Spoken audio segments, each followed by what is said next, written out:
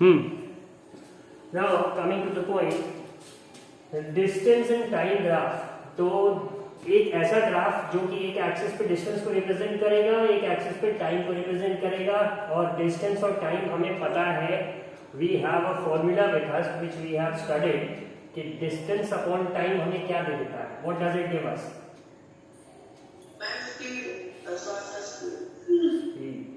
सो के उठे क्या सर?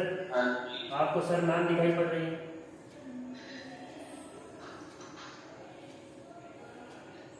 स्क्रीन क्लियर है? ऑडियो क्लियर आ रहा है? तो फिर भाई आपने क्यों मैम कहा?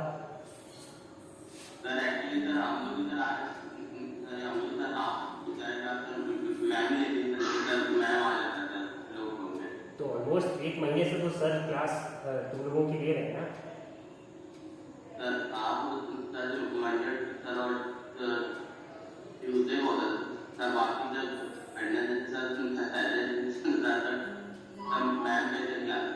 तो मेरे भाई आवाज तो सर की है, वीडियो पे तो सही नजर आएंगे। बताओ मैम बोल दिया। खैर coming back to the point, that was a distraction. हाँ, तो डिस्टेंस अपॉन टाइम हमें क्या देता है? स्पीड। तो हम लोगों ने जो उस दिन डिस्कस करा था कि अगर हमें डिस्टेंस टाइम ग्राफ से कैलकुलेट करना है कुछ, तो हम कैसे करते हैं? हम एक पर्टिकुलर पॉइंट पे, जो कि उस ग्राफ पे लाइन होगी, उस पे हम देखेंगे कि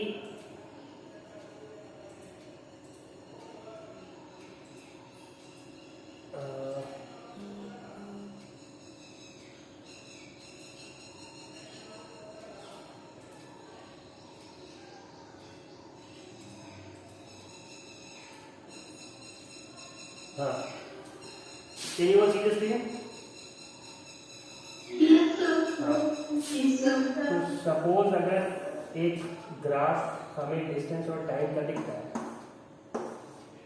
तो ये है, अगर यहाँ पे कोई पॉइंट है तो इसका यहाँ पे जो वैल्यू रहेगा वो हमें डिस्टेंस बता देगा, और इस एक्सिस पे इस पॉइंट पे जो वैल्यू रहेगा वो हमें क्या बता देगा?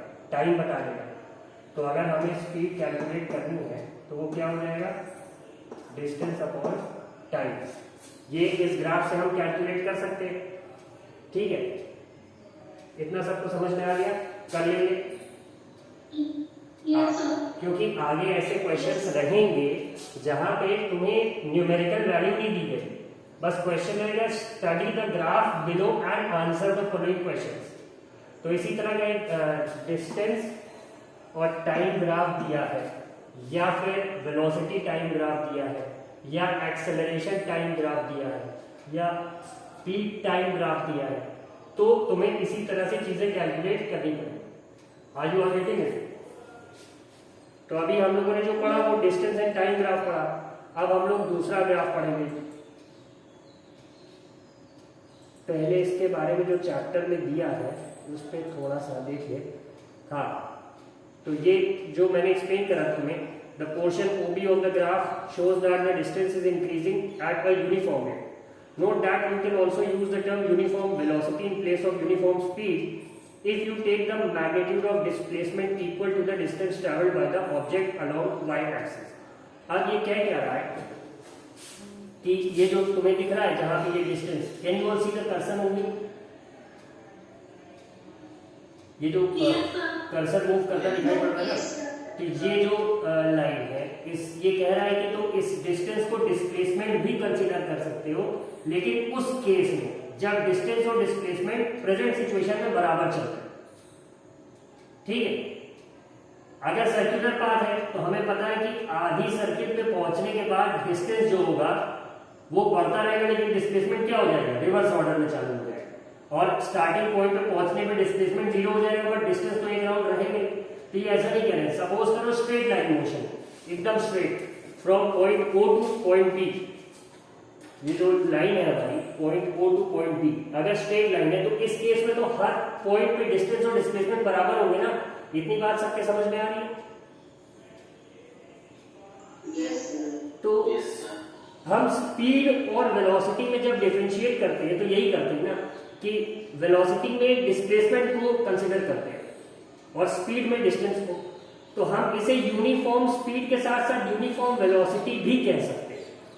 क्यों कह सकते हैं? क्योंकि इस केस में, इस ग्राफ में डिस्टेंस और डिस्प्लेसमेंट लगभग हमें बराबर सी चलती हुई दिख रही है। और यूनिफॉर्म वेलोसिटी क्यों कह रहे हैं? क्योंकि हम लोगों ने चैप्टर के स्टार्टिंग में इसकी डेफिनेशन पढ़ रखी थी, when a body in motion covers equal distances या equal displacement in equal intervals of time. मतलब कि अगर हमने एनालाइज करा कि हर 1 सेकेंड में वो 2 मीटर चल रही है, तो हमें पता है कि 10 सेकेंड बाद वो 20 मीटर कवर कर लेगी। तो ये क्या हुआ? ये यूनिफॉर्म मोशन को रिप्रेजेंट करेगा। यहाँ पे बॉडी किससे मूव कर रही है? यूनिफॉर्म स्पीड से। अगर डिस्टेंस और डिस्प्लेसमेंट सेम है तो उस केस में यूनिफॉर्म वेलोसिटी से। इतनी बात सबके समझ में आ गई।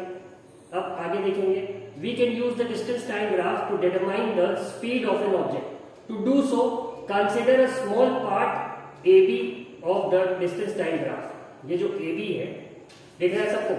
बुक खोल रखी है कि नहीं सबने अपने पास? Yes sir. ठीक है, तो ये जो ए बी है, इन्होंने कहा इस पोर्शन को, ये अलग से जाग के यस जब कोई बोलता है, it disturbs the rhythm of the class. ठीक है, खैर coming back to the point, A B ये जो है, ये कह रहे हैं इसको कंसिडर करने को।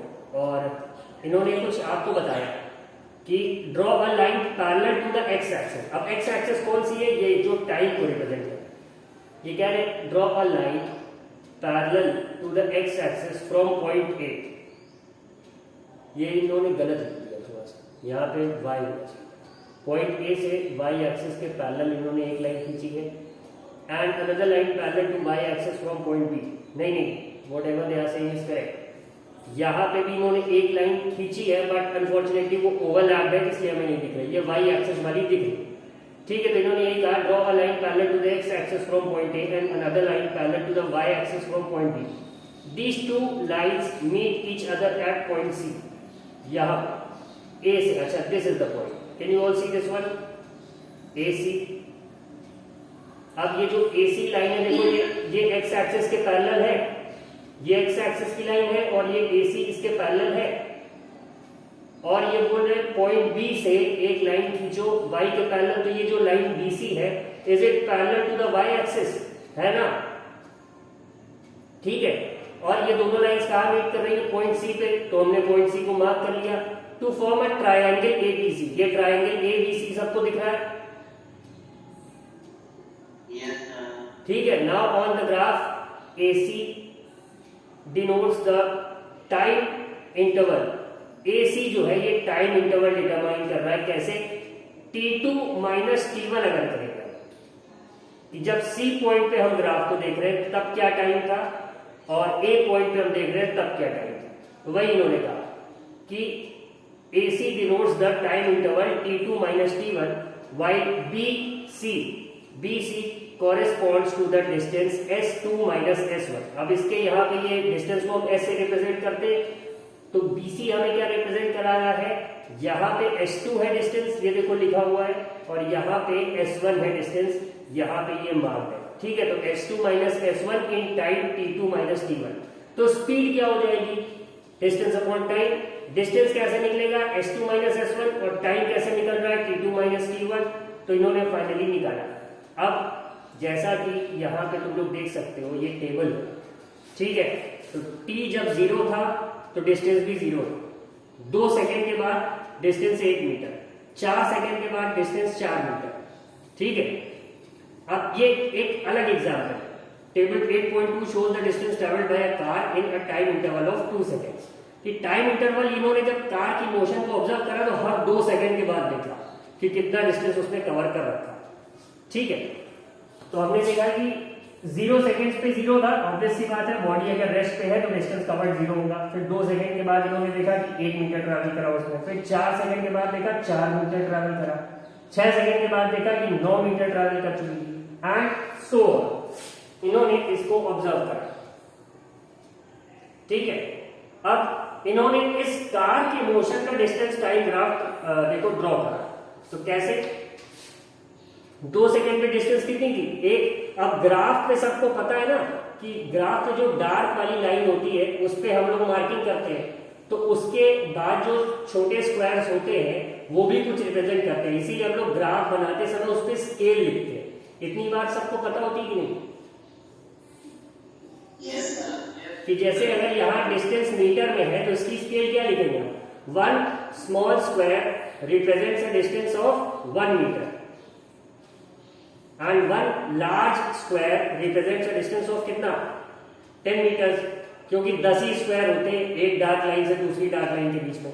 इतना ग्राफ पेपर में सबने देख रखा है। और दूसरी चीज हम लोग देखते हैं कि जो स्मॉल स्क्वायर है उसकी साइज कितनी। कभी कभी एग्जामिनेशन में जो हमें बड़ा वाला ग्राफ मिलता है तो उसमें 2 mm का एक स्क्वायर रहता है, और नॉर्मली जो हम लोगों की प्रैक्टिकल फाइल के पीछे बना रहता है उसमें 1 ही mm का एक स्क्वायर रहता है।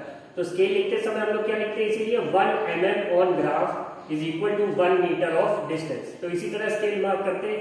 तो 1 मीटर देखो इन्होंने यही पे मार्क करा है ना, ये पहला पॉइंट दिख रहा है। फिर चौथे सेकंड के बाद इन्होंने कहा कि कार 4 मीटर ट्रैवल कर चुकी थी, तो देखो 4 पे मार्क करा। नीचे से गिन सकते हो अगर चाहो तो 1 2 3 4, चौथे स्क्वायर पे इन्होंने मार्क कर रखा है। फिर छठे सेकंड पे इन्होंने कहा कि कार ने 9 मीटर ट्रैवल करा था, तो देखो 9 पे मार्क किया। इसी तरह से इन्होंने दिए हुई डिटेल से ये पूरा ग्राफ प्लॉट कर दिया। ठीक है, अब the distance time graph for the motion of the car is shown. ये देख लिया आपने। Note that the shape of this graph is different from the earlier distance time graph. अब जो पिछला वाला ग्राफ था वो उसकी लाइन अगर हम पिछले वाले की तरह बनाते तो वो स्ट्रेट जाती ना, इस पॉइंट ओ से एकदम स्ट्रेट पहुंचती है। बट हम यहाँ पे देख रहे हैं कि कर्व है, थोड़ा सा ये इस पोर्शन में कर्व है, यही ये कहते हैं। तो पिछला वाला क्या था? यूनिफॉर्म मोशन था, equal distances in equal intervals of time. यहां पे क्या यूनिफॉर्म मोशन हम कहेंगे इसको?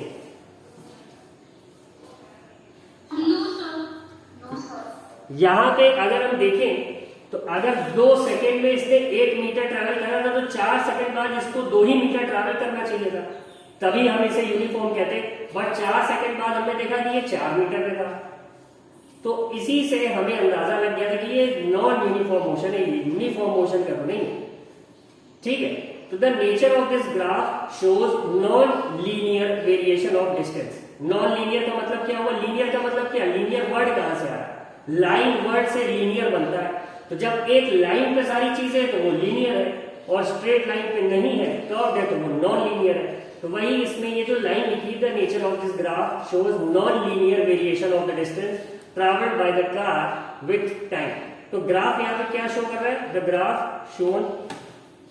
The graph shown represents motion with non-uniform speed। इतना सबके समझ में आ गया? दिख रहा है इसमें? तो डिस्टेंस टाइम ग्राफ आपने देखा 2 ही नेचर के हो सकते हैं, या तो लीनियर वाला रहेगा, यूनिफॉर्म मोशन रिप्रेजेंट करेगा, या फिर नॉन लीनियर रहेगा इस तरह से। अब इस केस में तो ग्राफ हम देख रहे हैं खाली ऊपर गया ना, ये ग्राफ बीच से कहीं डिप भी कर सकता, तो वैसा भी हो सकता है। बट डिस्टेंस और टाइम ग्राफ समझ में आ गया क्या सबके? Did everyone understand distance time graph? Yes, sir. बस एक का रिस्पॉन्स है। Yes, sir. सिमरजोत, ये आवाज पहचान में आ रही है। सिमरजोत बेटा जरा कैमरा ऑन करो।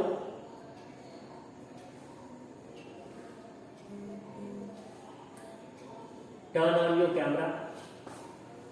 थोड़ा सा ये जो तुम्हारे फ्रंट कैमरा जो है तुम्हारे मोबाइल का, सेलफोन का, इस पे शायद पसीना या ऐसा कुछ लगा, इसे थोड़ा सा साफ करो। Simarjot, why did you switch it of?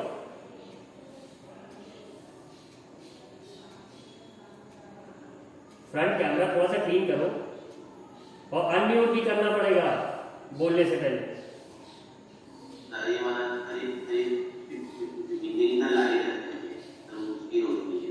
नहीं, लाइट है उसकी ठीक है, बट एटलीस्ट रेजोल्यूशन तो क्लियर होना चाहिए था ना। खैर, नाउ थोड़ा सा तुमसे पूछे, तुम्हारा यस बहुत अच्छे से आता है, अनम्यूट करो। Let me ask you a few questions today. ये बताओ एक्सेलरेशन क्या होता है?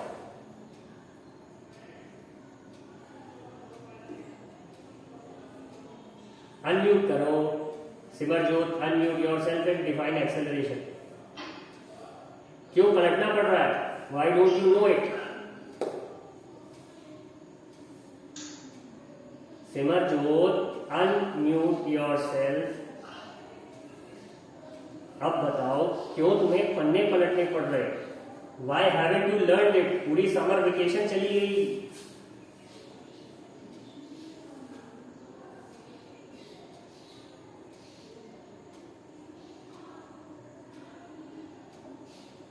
लो ये तो गायब हो गया।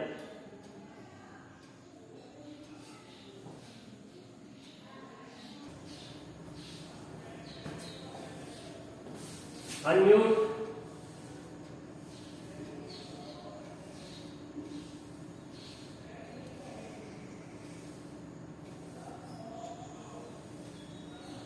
एक्सेलरेशन क्या है?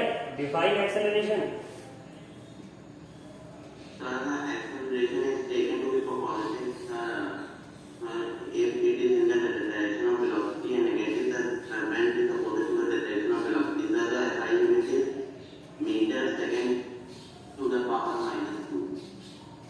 अच्छा, डेफिनेशन सुनाई नहीं पड़ी, शायद म्यूट था। एक बार डेफिनेशन फिर से बताओ।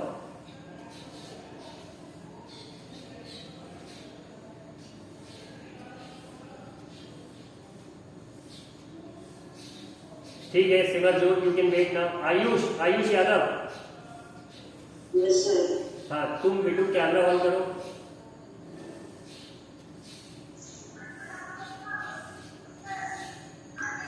यस। कहाँ चले गए?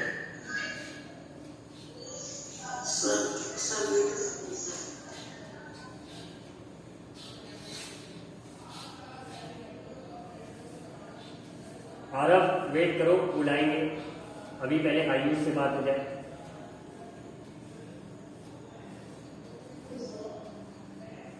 सिमरजोत म्यूट कर लो।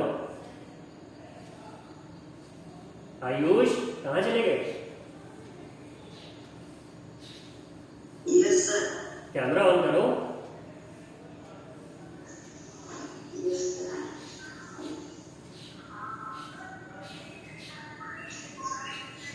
अच्छा, कैप लगानी थी इसलिए तुमने कैमरा ऑफ करा। यस। कितना कॉन्शियस है। चलो divide acceleration. Sir, the velocity, so the change of velocity is equal to initial value to final value. क्या क्या क्या क्या? ठीक है, म्यूट करो, कैमरा ऑफ करो। आरव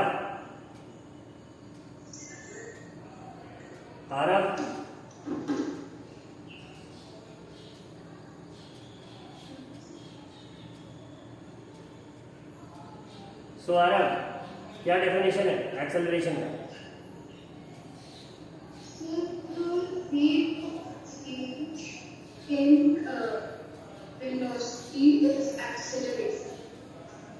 ठीक है, perfect. Thank you Aarav, you can switch it off now. Simarjot और आयुष, सुनाई पड़ा? Rate of change of velocity. Rate क्या मतलब? हिंदी में जिसे हम बोलते हैं दर। तो वेलोसिटी बदलने की दर को हम एक्सेलरेशन कहते हैं। The rate of change of velocity is known as acceleration. याद करो भाई, रिवीजन करो। पूरी गर्मी की छुट्टी तुम लोगों ने पता नहीं क्या किया। I know it was COVID and I know some of you might have suffered losses, तो उसके लिए तो सॉरी है, we can not control that, but फिर भी पढ़ना चाहिए। खैर, कमिंग टू द पॉइंट, इतनी बात हम लोगों ने डिस्कस कर ली। अब वेलोसिटी टाइम ग्राफ पे चलते हैं, देखते हैं वहां पे क्या है।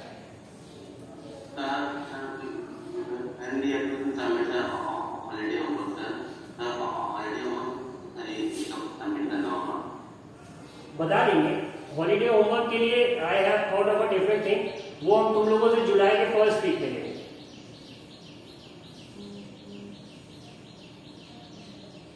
कि इन केस मान लो कोई अभी तक लॉकडाउन था, गांव में था, या घर पे कोई प्रॉब्लम थी, तो उसे टाइम मिलना चाहिए। सो आई हैव थॉट ऑफ, मतलब जो मैंने प्लान करा है लास्ट, उसके बारे में मैं तुम लोगों को मांगूंगा उसको जुलाई में, और I not accept it on WhatsApp, क्योंकि उसका ऐसे समझो कि क्लास 9th के तीनों सेक्शन, 10th के 2 सेक्शन और क्लास 7th के 3 सेक्शन, तो ये अगर इतने व्हाट्सएप मेरे पास आ जाएंगे PDF, तो फिर थोड़ा प्रॉब्लम हो जाएगा। मेरे फोन की मेमोरी 64 GB ही है, उसमें अकोमोडेट करना, फिर उसको सिस्टम में ट्रांसफर करना, तो दिक्कत हो जाएगी। So what I have planned is कि मैं तुम लोगों को एक मेल ID दे दूंगा, और उस पर तुम लोग सब लोग अपना हॉलीडे होमवर्क अटैच करके मेल कर देना। ईमेल करना तो आता है ना सबको? Yes sir. Yes sir. कोई ऐसा जो ईमेल करना ना जानता हो?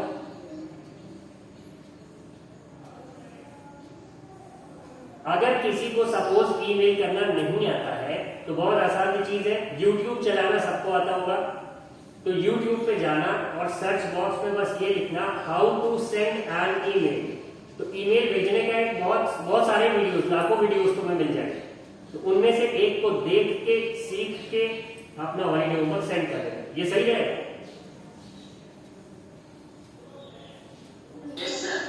और इसका एक फायदा और है कि मेरा सेलफोन खो जाए, जल जाए, भीग जाए, खराब हो जाए, डेटा लॉस्ट, बट अगर तुमने मुझे ईमेल कर दिया तो जब तक गूगल रहेगा तब तक तुम्हारा डेटा रहेगा।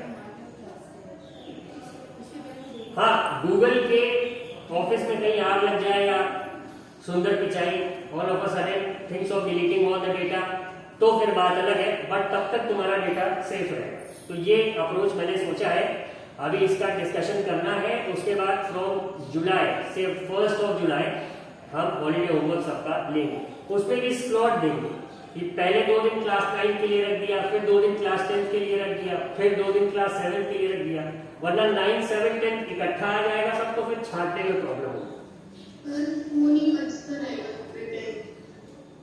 हाँ, तो वो है coming to the point now. अभी जब डिस्टेंस टाइम ग्राफ की बात करी थी, अब वेलोसिटी टाइम ग्राफ की बात करें, तो इस पे अब देखते हैं थोड़ा सा।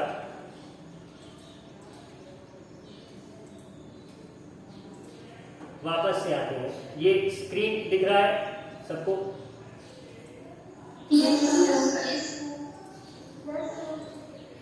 ठीक है, अब ऐसे समझो कि speed is equal to distance upon time, ये सबको पता है। हाँ, तो हम टाइम कैलकुलेट कर सकते हैं, क्या हो जाएगा? डिस्टेंस अपॉन स्पीड होगा। और अगर हमें सपोज करो डिस्टेंस निकालना हो तो हम क्या करेंगे? यस सर, डिस्प्लेसमेंट होगा। स्पीड के बारे में बात कर रहे हैं।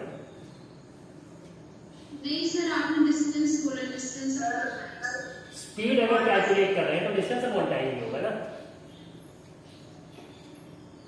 Okay sir. जब वेलोसिटी की बात करें तब डिस्प्लेसमेंट होगा। अगर स्पीड की बात कर रहे हैं जो कि स्केलर क्वांटिटी है, तो हम डिस्टेंस लेंगे। क्लियर? कोई कंफ्यूजन मत रखना। यस। अब अगर डिस्टेंस निकालना है स्पीड अपॉन टाइम है, टाइम निकालना है डिस्टेंस अपॉन स्पीड है, तो अगर हम इस t को मल्टीप्लाई करते हैं तो हमें क्या मिल जाएगा? Distance is equal to speed into time मिल जाएगा। ठीक है, एक वहां पे क्लियरली चला नहीं, distance is equal to speed into time. या फिर इस डिस्टेंस को अगर हम कहें कि डिस्प्लेसमेंट कर दें यहाँ पे, तो हमें क्या हम लिख सकते हैं? वेलोसिटी इनटू टाइम लिख सकते हैं।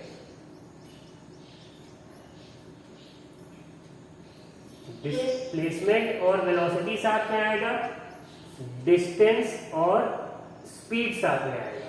इतनी बात सबको क्लियर है? ठीक है, तो अब ग्राफ जो हम लोग पढ़ रहे हैं वो कौन सा है? अब जो अगला पढ़ने जाएंगे वो वेलोसिटी और टाइम ग्राफ है। तो उसके हेल्प से हम निकालेंगे क्या? डिस्टेंस टाइम से हमने स्पीड निकाली थी, स्पीड टाइम होता तो हम डिस्टेंस निकाल लेते। आपकी क्या है? वेलोसिटी टाइम है, तो क्या हमें डिस्प्लेसमेंट मिल सकता है उस ग्राफ से? Can we find it out?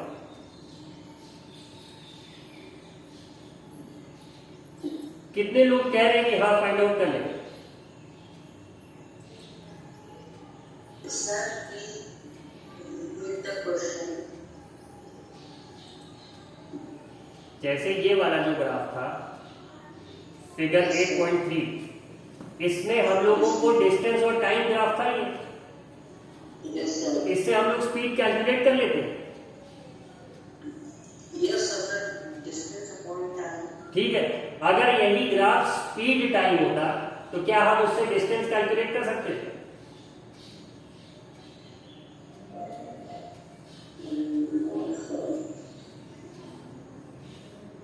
अगर स्पीड टाइम ग्राफ होता तो हम डिस्टेंस नहीं कैलकुलेट कर सकते थे, स्पीड इनटू टाइम Sir, कर सकते हैं. कर सकते थे।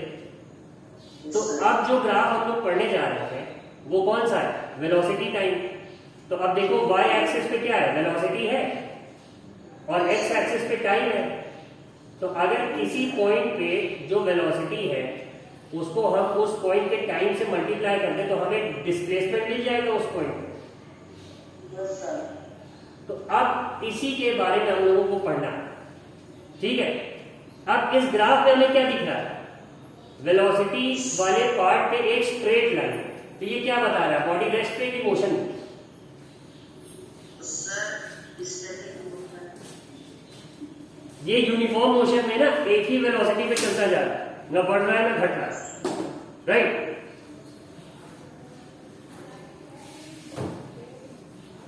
ठीक है, अच्छा, it's time for your next class.